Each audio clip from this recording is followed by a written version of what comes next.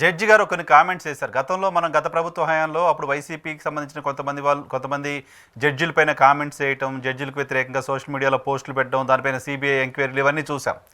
తాజాగా మళ్ళీ అదే పరిస్థితి ఇటీవల ప్రభుత్వానికి వ్యతిరేకంగా తీర్పులు ఇస్తున్న కొంతమంది జడ్జిల పైన చూస్తున్నాం.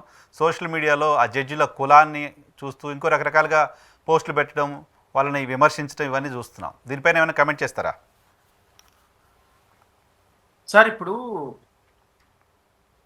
జ్యుడిషియరీ అనేది ఇండిపెండెంట్గా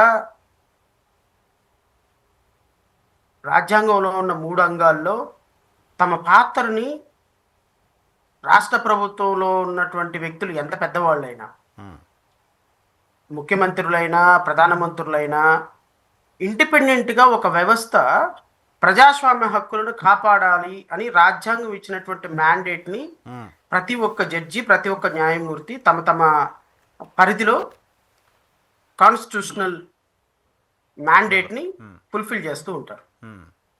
కానీ దురదృష్టవశాత్తు ఈ కాన్స్టిట్యూషనల్ మ్యాండేట్ అనేది డైల్యూట్ అవుతూ వస్తుంది ఎవ్రీ డే బై డే.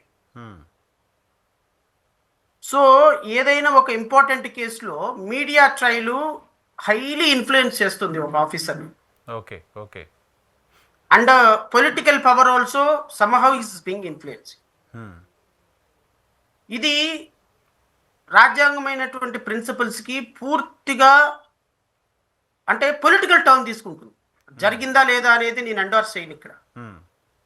కానీ ఒక బెయిల్ ఇచ్చారు అంటే ఒక వ్యక్తికి, ఆ వ్యక్తి బెయిల్ ఇచ్చారు కాబట్టి ఇతను ఆ పార్టీకి సంబంధించిన వాడు,